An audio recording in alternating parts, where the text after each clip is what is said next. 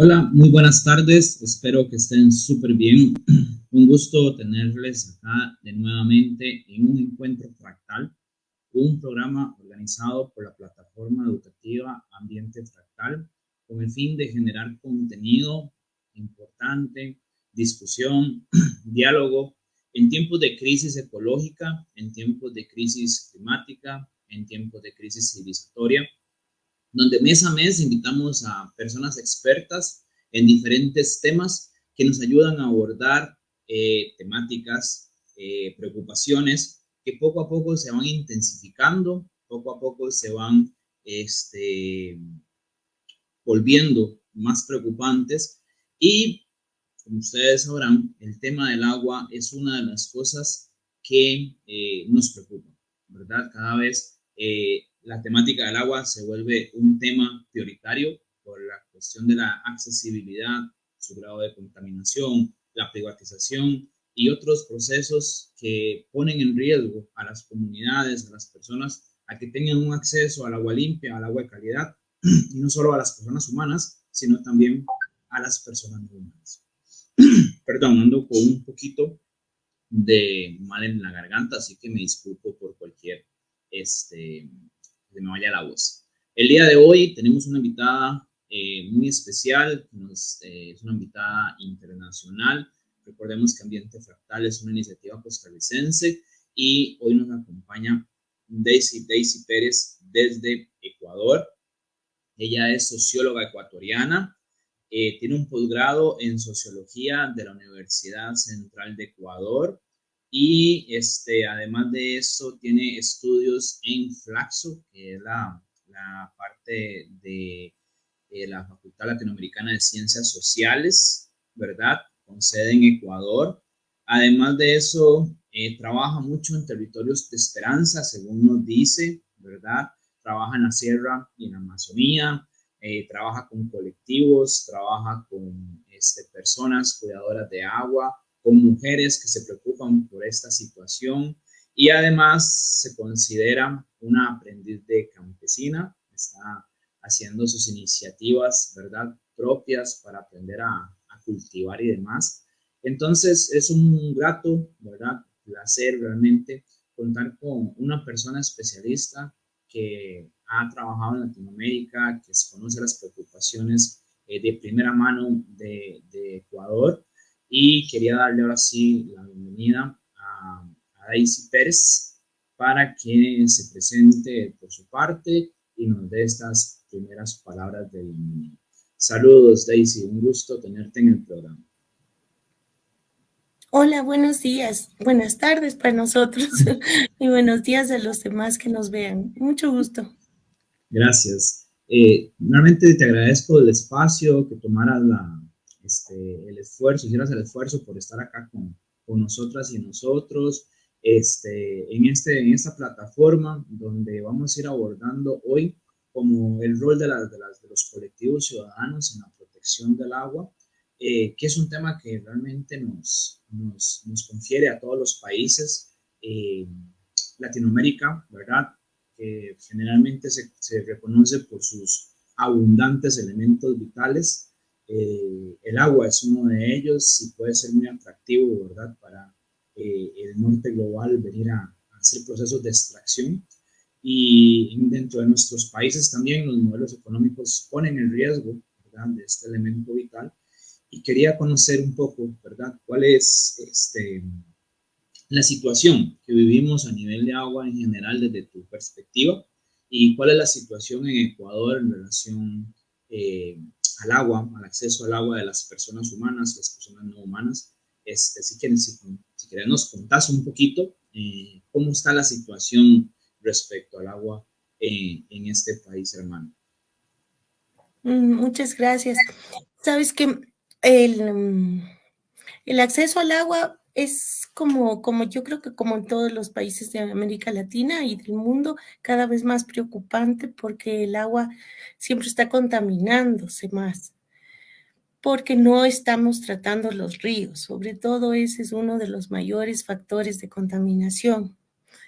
Las descargas de heces fecales a los ríos los tomamos como ríos alcantarilla Y la mayoría de ríos del mundo están contaminados por esa causa, bueno, por minería, es otra causa alta, y por, bueno, lubricantes y demás que ya sabes que van para como vertedero al río.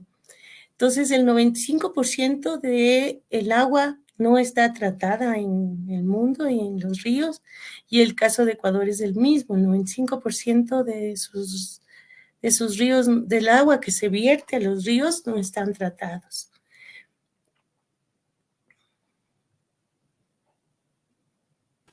Entonces tenemos un problema fuerte de tratamiento de aguas residuales en Ecuador.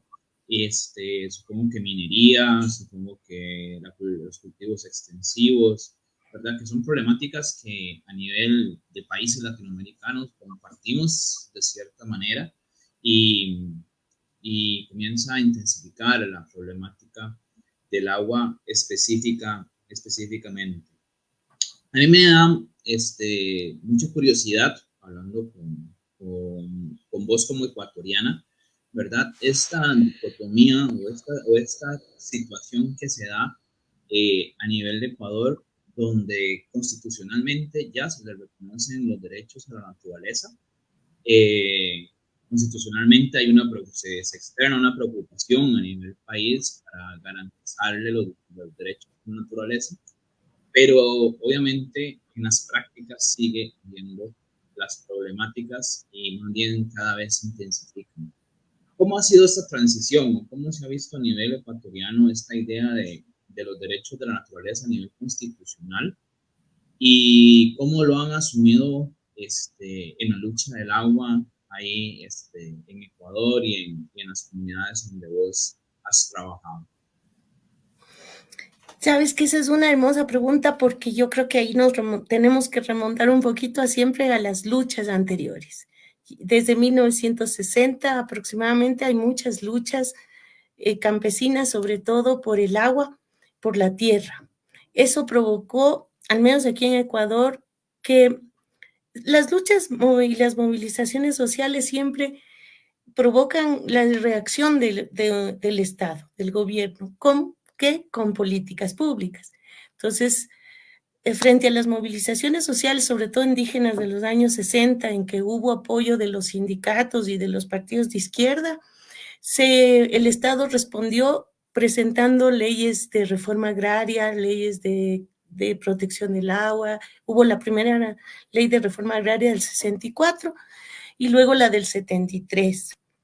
Entonces las luchas han sido siempre como permanentes y los logros que las luchas sociales consiguen siempre han sido como muy tardíos. O sea, empiezan las luchas en el 40 y en el 60 y al 73 se logra la ley. O sea, siempre, y eso en todos los países del mundo. Y en el Ecuador, en el 2008, se hizo la convocatoria, bueno, un hermoso proceso, fueron más de 3,000 comisiones que tuvimos el privilegio de participar. Yo participé en la construcción participativa, valga la redundancia, de la Constitución del Ecuador. Fue en el gobierno de Rafael Correa.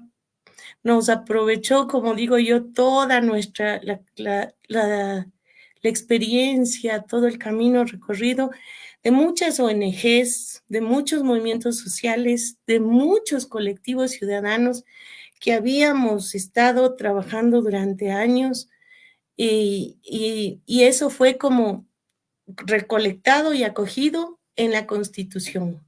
Más de 3,000 comisiones en muchos temas, en el tema de niñez, en el tema de ambiente, en el tema, bueno, en casi todos los temas. Entonces, uno de esos fue el derecho de la naturaleza. Ese es un logro maravilloso, en papel es divino, porque realmente primero hay una concepción de la naturaleza, de la tierra como una entidad viva, del agua, del aire, todos los elementos que sabemos que son vivos. Entonces hay un respeto intrínseco a eso. Y se plasmó, se logró plasmar, pero fue por el esfuerzo de estas más de 3,000 comisiones. Imagínate cuánta gente estuvimos trabajando en Montecristi, es una zona de Manabí hermosa, donde se hizo la asamblea ciudadana, la dirigió Alberto Acosta, Esperanza Martínez de Acción Ecológica, mucha gente que tiene una trayectoria muy grande en luchas sociales y de movilizaciones. Entonces logramos los derechos de la naturaleza, plasmarlos en la Constitución del Ecuador, y es la primera en el mundo que tiene eso. No, continúa, pues es que gracias a este proceso con este instrumento legal, que efectivamente, como tú dices, no es que si ya se pone el instrumento, ya los ríos están sanos, declaramos sanos a los ríos, declaramos, porque ya está en el papel.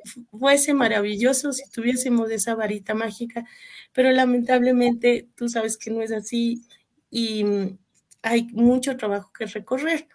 Entre uno de esos trabajos que yo quería compartirles como experiencia de Quito, al menos de nuestra ciudad, la capital, es de que varios colectivos ciudadanos logramos incorporar dentro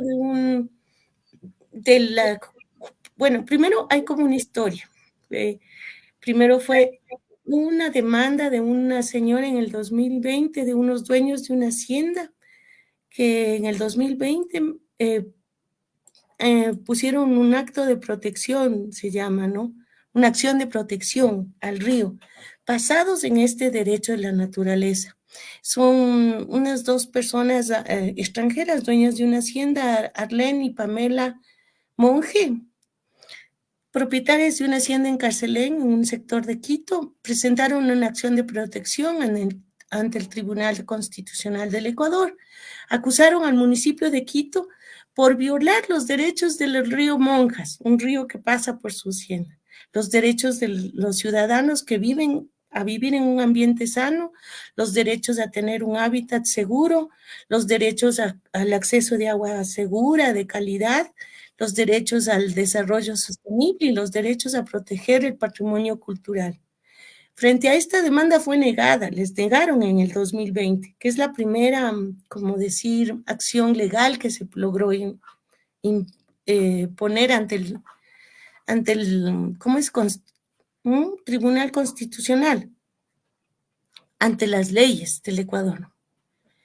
Fue negada y recién en el 2022 volvieron a presentar ante el Tribunal Constitucional acciones extraordinarias de protección para el río Monjas, y el tribunal en enero del 2022, o sea, demoró 2 años para fallar a favor del río Monjas, de los derechos de la naturaleza del río, y pidió constitucionalmente una reversión inmediata de la situación de ese río y de las otras cuencas. Ese fue como el primer detonante.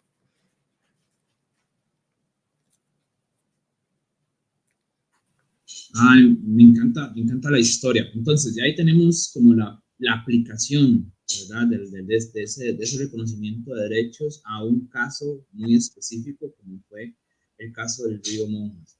Y acá, bueno, podemos ir entrando ya en el relacionamiento con el título que le damos a la charla, ¿verdad? Ese rol que hacen o que ejercen la ciudadanía o los colectivos ciudadanos para buscar promover la protección, conservación de la naturaleza, ¿verdad? Y todos estos esfuerzos, ¿verdad? Que llevan muchas veces procesos legales, procesos bastante agotadores, muchas veces de juicios, de apelaciones, ¿verdad? De resistencias judiciales. Lo podemos ver, no sé si lo compartes, desde una visión también de que tiene que haber esta transformación de cosmovisión, de primero aceptar realmente la naturaleza como un ente vivo para darle la prioridad a estos casos, porque muchas veces puede pasar de que llegan a personas, ¿verdad?, que trabajan en el sistema judicial y no lo valoran, ¿verdad?, como algo importante, relevante, porque todavía está esta visión de cosa, ¿verdad?, de la naturaleza como una cosa, como algo misceláneo, sin importancia, ¿verdad?, secundario. Entonces, ¿Cómo se han fortalecido a partir de todo esto, estos colectivos en los que vos y otras personas han venido trabajando? Yo creo que el mayor fortalecimiento es de ir aprendiendo en el camino, porque nosotros, nadie, bueno, la mayoría de gente, tú sabes, no sabemos de lo legal. Eso es ¿qué se llama? Nuevo lenguaje, nueva forma de enfrentar a lo legal. Pero ha habido muchos apoyos, sobre todo de un juez que se llama Ramiro Ávila. Ese juez en ese tiempo fue juez constitucional de la Corte Suprema y ese es uno de los que ayudó, abrió un amicus curiae, imagínate. Eso quiere decir, amicus curiae son amigos del caso. Entonces, ya podía intervenir la academia, podían intervenir colectivos ciudadanos, podían intervenir mucha gente a defender los derechos del río. Y ahí intervino, por ejemplo, una de las compañeras del colectivo Mujeres por el Agua de Quito, que es bióloga, es profesora de la UTLA, de la Universidad de las Américas, Blanquita Ríos. Y ella expuso, claro, científicamente, con datos, etcétera, para defender al río. Hablaban incluso personas de la simbología que significa el río, el agua. Hubo muchas intervenciones y eso dio paso a que se amplíe y vayamos aprendiendo a fortalecernos tanto desde la sociedad civil como también desde los jueces, ¿no? Porque es un nuevo tema. Sí, me imagino que es todo un proceso de sensibilización, de acercamiento, de especialización, porque como se tiene que comenzar a especializar más gente en derecho ambiental y los tribunales y demás. Y nuevamente, ¿no? Llevar casos de estos muchas veces pesa mucho esa cosmovisión occidental que todavía, ¿verdad?, nos come en cierta manera y cómo los colectivos más bien impulsan, ¿verdad?, estas transformaciones de visión, estas lógicas de protección y de cuidado. Y de hecho, bueno, ahí mencionabas a uno de los colectivos importantes, ¿verdad?, que son este grupo que mencionaste de las mujeres por la lucha del agua. Mujeres Eh, peladas. entonces, creo que hay un rol ahí importante de género, ¿verdad? Que se nota muchas veces y que se discute muchas veces en todos estos frentes, ¿verdad? Y que la mujer, sea como sea, lidera montones. Desde tu experiencia, ¿verdad? No sé si coincides con que la mujer ha venido a asumir un rol importantísimo en todas estas luchas ciudadanas. Sí, pero sobre todo es esta simbología, nosotros al menos lo tomamos así desde ese colectivo, de la simbología de la mujer como lo femenino y del agua como lo femenino.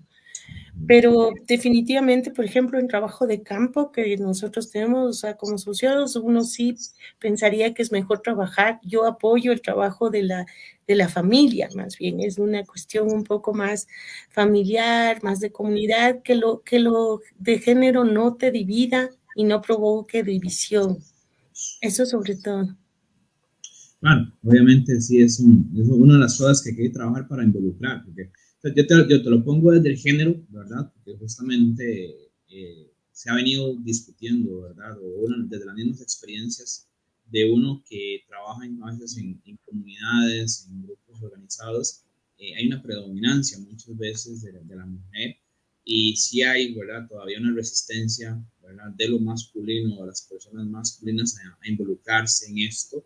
Y sea como sea, las mujeres sí llegan a ser como puntos de unión importantes, ¿verdad? Sin restar, obviamente, el rol que pueden generar muchos hombres que ya han venido sensibilizándose y demás. Bueno, en este caso, bueno, ya nos hablabas de este caso del río Monjas, pero antes de iniciar el programa me mencionabas que querías también profundizar un poco en otro caso, ¿verdad?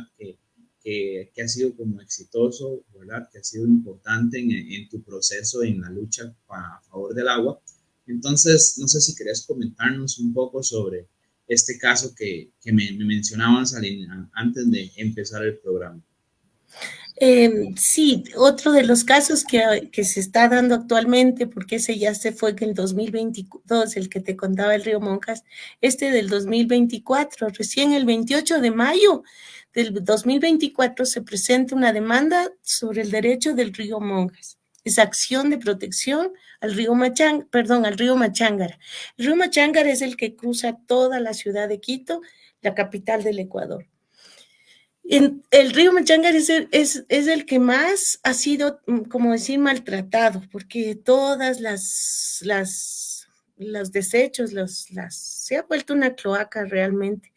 Entonces, se presentó el 28 de mayo una acción de protección del río Machángara desde la ciudadanía con varios colectivos ciudadanos. Y ese es otro de los aprendizajes, que empieza uno, pero luego te vas uniendo, y ya son muchos colectivos ciudadanos. Se presentó la demanda del pueblo Quitucara, es un pueblo de Quito, del pre-inca, de los Quitucara, que vivían antes de los incas en Quito,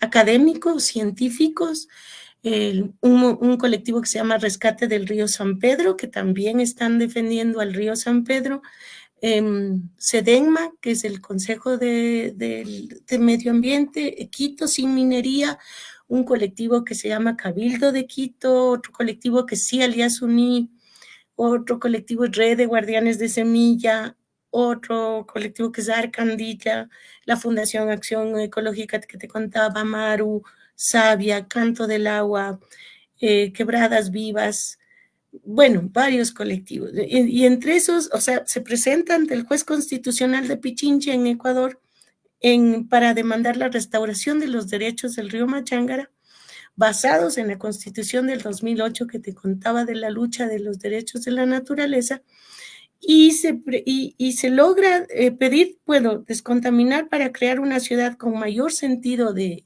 identidad, una ciudad que respete los ríos y descontaminar al río. Entonces, imagínate que logramos, ya que se logró, no todos los colectivos, tantos como te digo, se logró, bueno, primero crear una ordenanza en base se llama Ordenanza Verde Azul. Quiere decir que está basado en las soluciones basadas de la naturaleza. Ahí habría que revisar la fuente de UICN, tiene un bonito folleto sobre las soluciones basadas de la naturaleza, y se creó una ordenanza quiteña que aprueba por unanimidad la Ordenanza de Infraestructura Verde Azul. ¿Qué quiere decir? Que se privilegien las soluciones verdes, azules, en lugar de las grises, las grises son de cemento, que no pongas cemento, no embaules a los ríos, porque normalmente lo que hacen las ciudades, los municipios en casi todas las ciudades del mundo es lo cierran, y no, para que no veas nada, lo embaulan, lo ponen en un túnel con cemento, con gris, y que claro, ya no lo hueles, no lo ves, y parece que no pasa nada, tú estás feliz ahí en la ciudad, pero cuando lo abres, o sea, no es así. Entonces incluso se pediría desembaularlos, esa sería la solución maravillosa, pero muy, muy difícil. Pero sí es restaurar, por ejemplo, con guadúas, plantas guaduales que se vayan restaurando el mismo río. Entonces, no sé si ahí le pones lo que se logró, que el alcalde de Quito, que es Pavel Muñoz, logre ya decir, hay un video no sé si lo viste. Sí, vea, te lo ahorita, podemos ir, porque hemos recogido todo lo que los colectivos hemos pedido durante tantos años, se logró recoger, imagínate, en el mismo alcalde. Ok, entonces es el video del Instagram que me mandaste, ¿verdad? Ese es el alcalde. Sí, ese es el alcalde. Ok, dame para mí. Ya lo vamos a presentar entonces. Vamos a ver. Bien. Y no sé. eh, O si quieres, le presentamos primero a Ramiro. Ah, bueno. ¿Ese primero? Ese es de Ramiro. Ah, bueno. Ok, vamos a presentar ese primero. No se escucha, no sé si.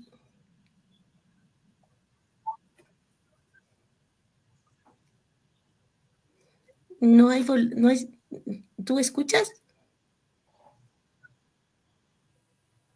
Ok, no sé si se escuchó. No, no se escuchó. Bueno, ese es el día en que, el 28 de mayo que te decía de este año, del 2024, en donde Ujú. todos los colectivos van y presentan la acción de protección al río Machángara con dos botellas de agua.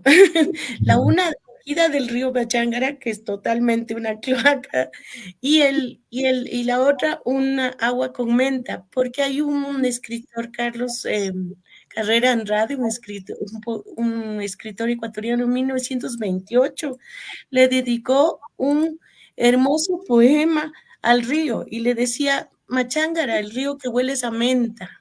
Entonces, imagínate cómo habrá olido en 1928 y ahora no. Entonces, este juez justo que te digo, Ramiro Ávila, que fue uno de los que ayudó a poner esta acción de protección para defender al río Machángara, lleva las dos botellas y es bonito verle y oírle. No sé si le podemos Vamos a intentar. intentarlo nuevamente para ver si lo logramos. Segundo intento. Segundo intento, vamos a ver. Es que en teoría sí se debe escuchar porque está Sí, no sé. activado el audio de tal vez, déjame comprobar nada más. Voy a apagar el micrófono un segundo y voy a comprobarlo si se escucha en el teléfono.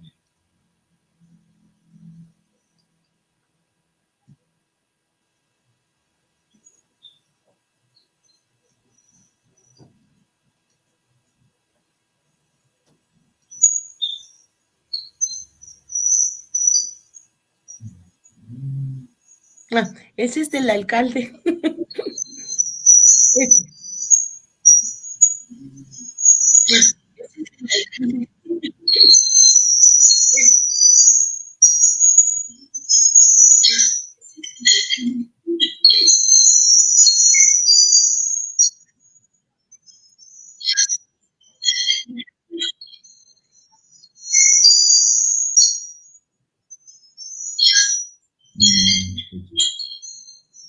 Bueno, como está con subtítulos, pásale nomás que se lean los subtítulos. Entonces, él dice, queremos que el río vuelva a tener este olor a menta. El sueño es volver a nadar en los ríos, imagínate, ese es el eslogan de uno de los colectivos que se llama Río San Pedro.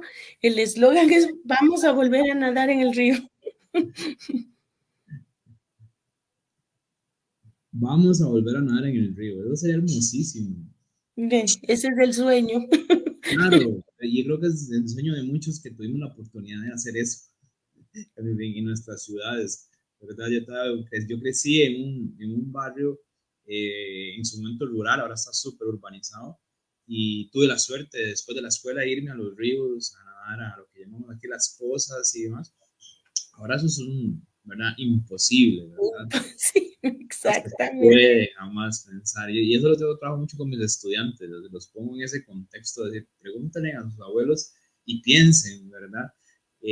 Realmente el privilegio que tuvieron y que ahora nos privaron, ¿verdad? De ir al río, de bañarnos ahí, de disfrutar ahí, de esa idea de después de la escuela, sin esa preocupación y ese temor, irnos a meter Exacto. al río ahí. Entonces era toda una experiencia y era un punto de encuentro súper lindo, ¿verdad? Donde se hacía mucha comunidad, porque la gente llegaba los fines de semana a pasar ahí el tiempo, el rato, y ahora no, ahora es algo tremendo e imposible. No creo que con el alcalde nos funcione, porque creo que no está subtitulado, ¿verdad? Entonces no Ese sé sí, si... capaz que sí funciona, intentémosle. Vamos a intentar. Vamos a ver, si no, Voy a silenciarte y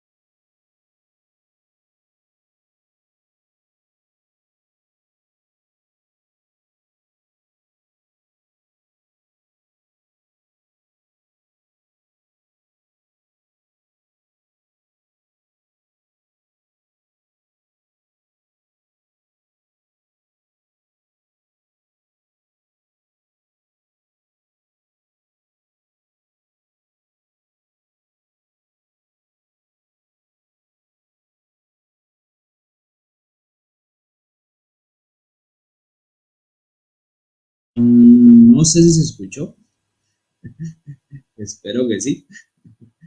Si no, si no, ahí activar el micrófono, por favor, ahí. Esperemos que sí. Y si no, lo que voy a hacer en este momento es Poner los links.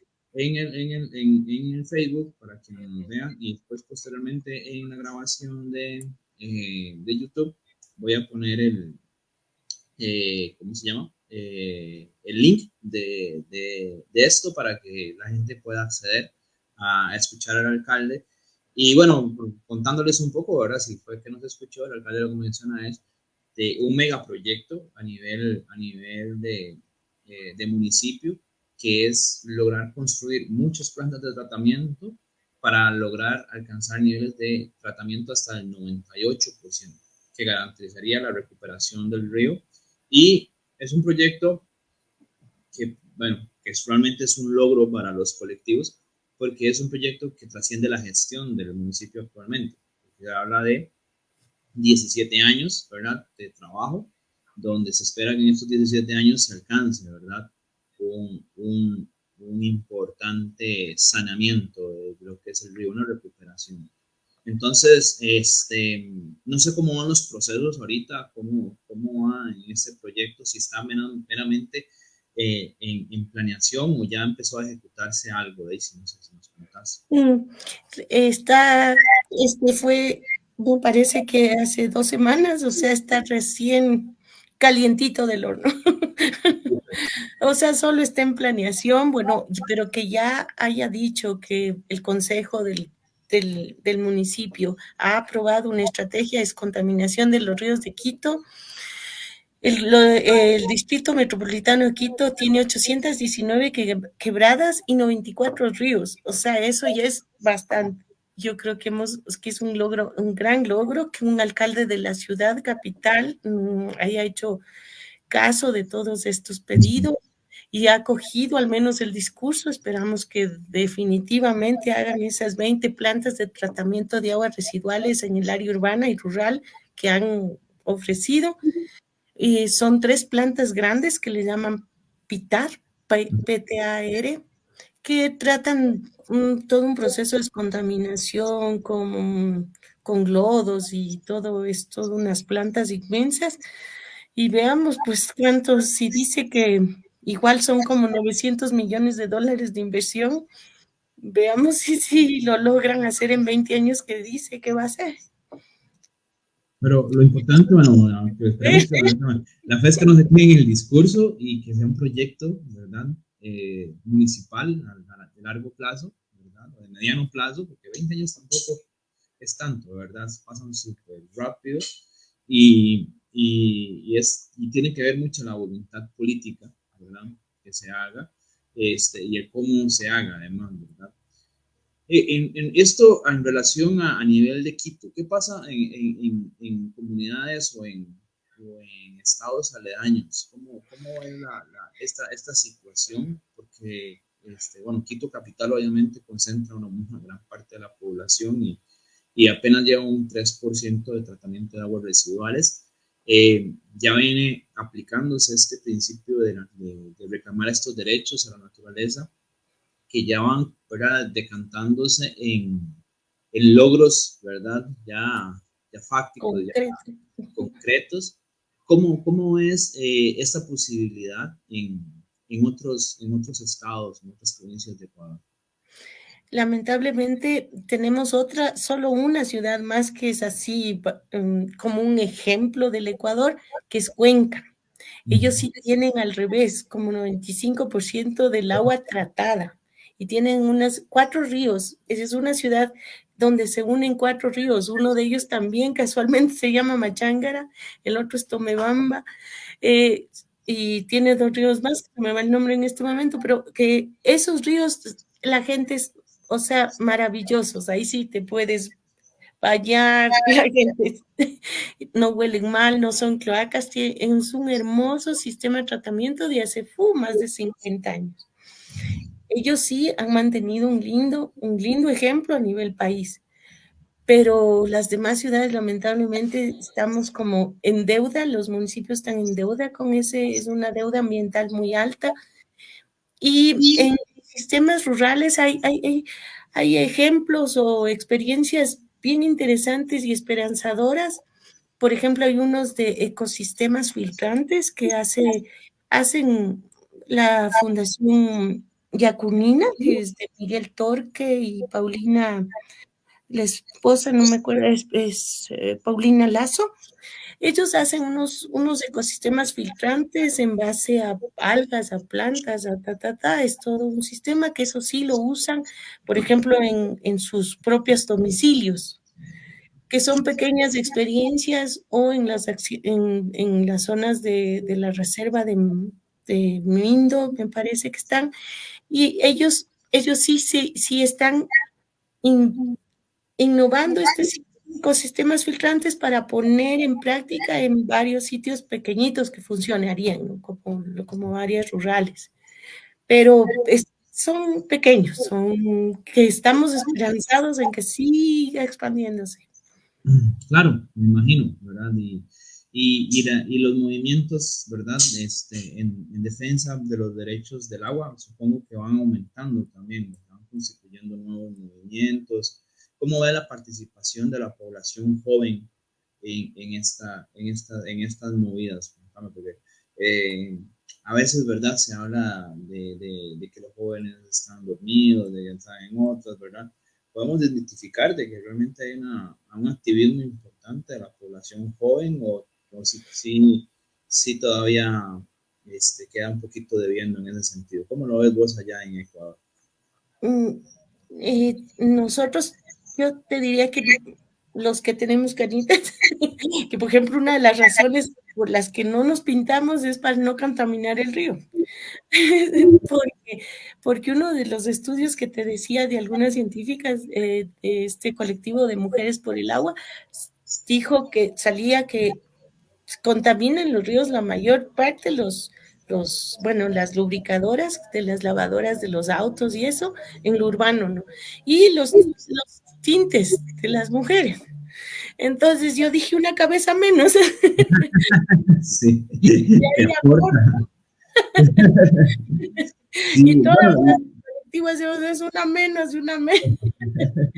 Entonces, sí somos como las que hemos, o sea, las personas como de mayor edad, o sea, sí es la que está como empujando.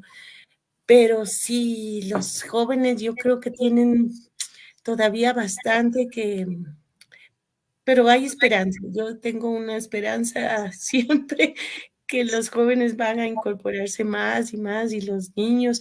En este de rescate del río San Pedro es hermoso porque hacen mingas ciudadanas y hacen mingas en el río San Pedro y recolectan la basura, sacan toneladas de basura, hacen cada 2 meses mingas y después se sientan con pambamesa. O sea, pambamesa en Ecuador se llama que compartes la comida y ya logras hacer una comida compartida, la gente lleva frutas, así, cero basura, o sea, nada envoltorio de plásticos y eso, y ya van con niños, sus hijos, los jóvenes, entonces se han incorporado muchos jóvenes de las universidades también. Entonces yo creo que sí, hay esperanza. Sí, sí, sí. También cuando hablamos de jóvenes que somos mucho como adolescentes y demás, pero uno sabe que ya cuando la gente entra por ahí de los 20, 20 años, ya comienza a saber como un involucramiento, ¿verdad? Comienza a despertarse esta idea de defensa, de cuidado y todo. Entonces, sí uno siente que existe la posibilidad de... ¿Puedes explicar un poquito tal vez para quienes no conocen este concepto de minga? ¿Qué es la minga? Ay, perdón. Sí, es importante. Uno intuye que todo el mundo sabemos el nombre. Minga es un trabajo colectivo. Es el mejor ejemplo de justo de un trabajo, porque los colectivos, ¿qué son? Son siempre grupos de personas donde no, súper horizontal. O sea, normalmente las instituciones son estructuras piramidales, ¿no? Tú sabes, tienes base, y un jefe, un coordinador, un director, no sé qué, que dirige la cosa. en esto estamos pensando los colectivos como una estructura totalmente en red, horizontal, que esta creo yo que va a ser la estructura del futuro, ¿no? De un nuevo mundo en que no sé si logremos que en todo lado sea así, pero al menos esa es la intención. Entonces, una estructura horizontal, no hay jefes, no hay presidentes, no hay coordinadores, y todos apoyan y dan la mano. Eso es una minga, apoyar. Entonces, el uno lleva los costales, el otro lleva pan, el otro, o sea, todos tienen un rol, pero totalmente horizontal. No, no. Súper, súper. Me encanta la iniciativa, ¿verdad? Y me encanta esta idea de posibilidad de otros procesos de organización, ¿verdad? Porque sea como sea, nuestras estructuras de Estado-nación, ¿verdad? Se basan demasiado en una estructura vertical, esta estructura de poder, ¿verdad? Sobre, no hay poder compartido y no hay poder sobre, y justamente las instituciones trabajan mucho en esta lógica, y sea como sea, sí es un problema, ¿verdad? Porque muchas de las soluciones se dan por estas estructuras verticales, y que también, volviendo al género, ¿verdad? Muy atravesado todavía por las estructuras patriarcales tan fuertes, ¿verdad? Que hay. Y, y bueno, esto del concepto de minga lo conocí un poco en los movimientos que se hacen en Cali, ¿verdad? Como las mingas gigantes. No, no sabía que en Ecuador también tenían Yo no mingas. sabía que en Cali se hacía. Sí, sí, sí, sí, Qué bueno. en Esto Colombia. es lo Sí. lindo de compartir. Entonces era el concepto lo conocí de ahí, ¿verdad? Y me pareció súper llamativo todo ese trabajo comunitario, ese compartir de experiencias, ¿verdad? Y tal vez ahí es justamente donde comienzan a encontrarse puntos, ¿verdad? O las personas que tienen puntos en común para poder organizar colectivos, luchas, ¿verdad? Esfuerzos, frente, ¿verdad? Que son sumamente importantes. Hemos hablado un poquito no, hemos hablado bastante sobre las problemáticas de los ríos en función de las aguas residuales y demás. Pero en temas de agua, ¿cómo se mueve allá la parte de la defensa, más bien de las zonas de captación, de las zonas de recarga, de estos lugares de montañosos y demás, ¿verdad? Que también, ¿verdad? Son parte de la problemática, porque es generalmente donde tomamos, ¿verdad? Del agua para distribuirla en las ciudades y las comunidades. ¿Cómo se mueve eso, ¿verdad? A nivel de riesgos, a nivel de amenazas, a nivel de luchas ciudadanas, ¿verdad? Que se estén dando allá en Quito, que se estén dando en Ecuador en general. ¿Cómo es esta parte de toda esta agua de naciente, por así decirlo? Cada vez hay más conciencia de dónde viene el agua. Esto de los páramos, sobre todo. Entonces, hay más cuidado por los páramos. Ya hay muchas, pero muchos eh, documentales y películas que han hecho justo este año sobre de dónde viene el río, desde la vertiente, desde el páramo, todo su camino, y con esta idea de cuenca hídrica. Entonces hay mucho más conciencia ciudadana, ambiental, y más conciencia de que hay que cuidar los páramos. Pero claro, tienes ahí tres grandes, o al menos, bueno, eh, tres grandes problemas. Uno de esos es la ampliación de la frontera agrícola. La gente cada vez más se ha subido a cultivar cada vez más arriba. Antes eran 3.600, ya no podías cultivar, y cada vez se va subiendo la frontera agrícola. Los animales van pastando ahí, van llevando a la gente a cultivar, entonces rompen el páramo, y eso destruye el páramo. Entonces, sí tenemos, y hay otra amenaza grande que es la urbanización. Mayor población, eso quiere decir, están urbanizando más el campo. Entonces, eso creo que es un problema no solo aquí, sino en todo el mundo. Sí, en Costa Rica lo estamos experimentando también, ¿verdad? Cada vez más se ve ganado, ¿verdad?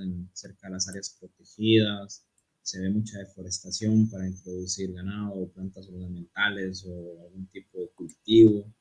Se ve mucha urbanización, todo eso hay mucha impermeabilización del suelo, por lo tanto genera gran cantidad de Erosión.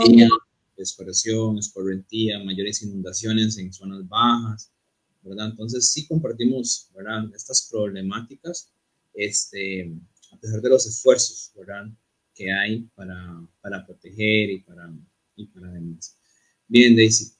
Tal vez así como para ir cerrando, me ha encantado porque he aprendido un montón Para eso son estos, sí, yo sí, también aprendo mucho. hemos podido hablar de mucho del contexto de allá y demás. La crisis del agua está muy relacionada con la crisis climática, ¿verdad? Los frentes ciudadanos, ¿verdad? Creo que pueden ser una gran alternativa para adaptarnos y buscar, ¿verdad? Estrategias de mejoramiento en nuestras comunidades. ¿Cómo ves vos toda eh, esta lucha, ¿verdad? Que se nos viene encima en un proceso donde cada vez entramos más en una crisis climática más marcada. ¿Cómo lo ves vos? Bueno, ese es uno de los grandes retos de la humanidad. Es una cosa muy, muy grave. Efectivamente, tú debes haber visto el cambio de clima que está ya en todo el mundo. Tenemos un cambio que ya no puedes negar que hay cambio climático. Yo no lo veo esperanzador, lamentablemente, pero creo que estos movimientos y esta forma de activación desde la ciudadanía es una de las posibles respuestas para demandar, presionar a las políticas públicas para que el Estado haga política pública. Ponte en este ejemplo que he querido presentar, lo del río Machángara. No, es más que evidente que sin la presión social, sin los colectivos ciudadanos, sin estas acciones de protección por los ríos que hemos presentado, que se ha presentado desde la ciudadanía, el Estado, los municipios no hubieran tomado una decisión. Entonces, a mí me parece que eso, al menos por ahí, tenemos que tener un papel, un rol de la ciudadanía frente al Estado para presionar para que haya política pública y tratar de cambiar o revertir un poco el cambio, estos efectos del cambio climático, hacer medidas de protección, medidas de mitigación y medidas de adaptación que son urgentes. Hay que tomarlas de una forma muy seria. O sea, por ejemplo, tienes que proteger las vertientes y las aguas, las fuentes de agua de todos los países, porque sin agua no vas a poder vivir. ¿Qué vas a hacer sin agua? Como decían, hay un meme lindísimo, se le levanta la frontera agrícola, hay más producción de papas, pero dice, ¿con qué agua vas a cocinar las papas? O sea, es cruel, pero es verdad. Entonces, yo veo por ahí una linda opción desde el movimiento ciudadano.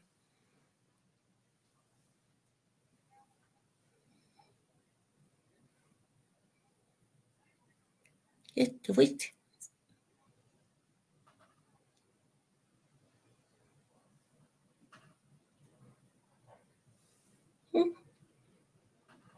Santiago.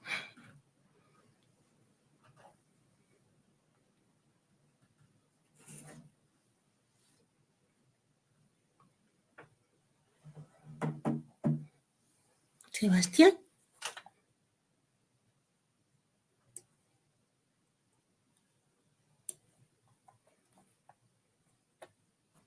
Ay, ya volví, perdón.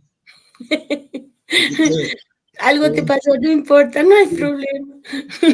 Eléctrico.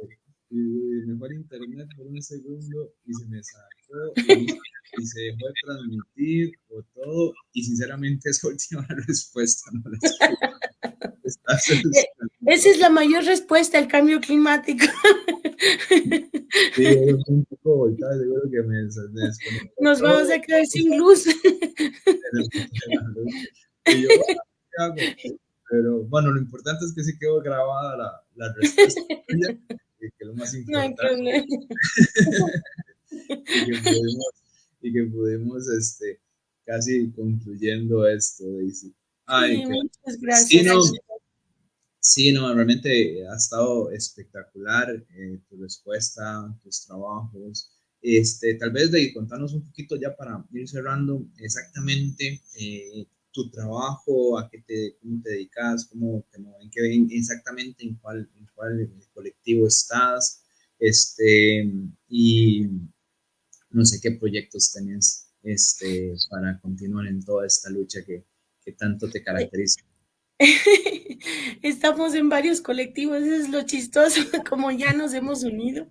Entonces, soy parte de Mujeres por el Agua de Quito, también de Mujeres por el Agua a nivel mundial, que es parte también de Mujeres del Agua de Quito, el rescate del río San Pedro, el que se pueda ayudar. Yo digo del que estemos, del que se pueda, porque todos debemos poner el hombro para ver si logramos un cambio, al menos en este momento en esta experiencia de vida que nos ha tocado vivir, que es linda. A mí me parece una cosa muy hermosa esta vida. Y todas las luchas son muy gratificantes, ¿no? Al final. Los pequeños Sí, hay logros dejan que mucha satisfacción, que sea, en un panorama a veces muy oscuro, ¿verdad? Que es como toda esta idea de trabajar en los frentes ecologistas, es como bien frustrante a veces cuando se tienen estos logros, todas estas experiencias que nos contás, ¿verdad? Y que nos contás con una emoción enorme, realmente son muy gratificantes, ¿verdad? Para poder continuar en los esfuerzos de proteger la naturaleza, de cuidar, de restablecer y demás. Y eso es lo que toca trabajar, creo yo, ¿no? Sí, y ahora, o sea, la agroecología me parece una de las formas que también va fortaleciendo esa idea. Entonces uno dijo, ya basta de hablar, ¿no? O sea, uno puede ir a hablar, dices, no, voy a aprender yo misma. Entonces nos fuimos de Quito al campo, empezamos a aprender a cultivar, volver al campo. No es fácil, es una experiencia hermosa y, y hay que intentarlo. A ver si podemos ser autosuficientes, autosustentables, que eso me parece una de las formas más, una respuesta de las más claras al cambio climático, concreta, que esté dentro de tu metro cuadrado. ¿Qué posibilidades tienes tú real de ver cómo aportas en tu metro cuadrado? Porque hacer la revolución creo que ya Ya no. por ahí. No es Es por ahí, por justamente, ya ha nosotros, quedado una demostrado. unión juntas, sí, ahí sí, como hormiguitas uniéndonos. El trabajo colectivo creo que es, y El trabajo colectivo. ese conjunto de acciones individuales que sumen en colectivo, sí, porque estas concepciones de la revolución creo que ya quedó demostrado que no fue el Para camino. matarnos por ahí no, ya no. Hay que buscar otros, rutas más pacíficas, no violentas, y esto de volver a la tierra en ese sentido, ¿verdad? De cultivar, de producir y demás. Y esto es, sin duda, una estrategia necesarísima de adaptación para lo que viene. Al Bueno, cambio climático. yo quiero agradecerte por este Yo espacio. también te quiero agradecer mucho. Un gusto hermoso y abrazos a Costa. ¿Qué es? Tu país. Gracias. Sí, Hermoso. realmente ha sido una hora de escucharte, de un gran aprendizaje. Realmente es muy motivador saber de que ya, ¿verdad? Esfuerzos de 40, 50 años estén concretando cosas, ¿verdad? Mucha gente que luchó desde el inicio, ¿verdad? Tal vez no pudo haber visto, ¿verdad? Esta concreción de una nueva constitución que hable de derechos de la naturaleza, que hable ahora de poder tener vías legales para reclamar derechos a los ríos, a las montañas y demás. Y creo que en ese sentido Ecuador, ¿verdad? Sí es un ejemplo a seguir donde se tiene que impulsar la lógica del reconocimiento, ¿verdad? De las personas no humanas como sujetos de derecho y este ente vivo en el que vivimos para salir un poco a poco de todas estas lógicas, ¿verdad?, de supremacismo humano, que esa es la que tanto daño ha hecho. Daisy, realmente pues un gusto enorme Un gusto para, también, un abrazo inmenso a para todos, mí. muy amable. Sí, para Muchas mí gracias. ha sido realmente una experiencia lindísima escucharte y a todos y todas las personas que escucharon o que van a escuchar este programa en un futuro cercano, agradecerles y esperamos que nos sigan, ¿verdad?, en nuestros canales de difusión para seguir en conjunto creando conocimiento, creando discusión, diálogos y visibilizar los esfuerzos, ¿verdad?, de mucha gente que a nivel latinoamericano, que a nivel local y regional están haciendo para tratar de hacerle frente a todos los problemas. Así que nos vemos en una próxima y muy buenas tardes. Chao, muchas gracias. Abrazos.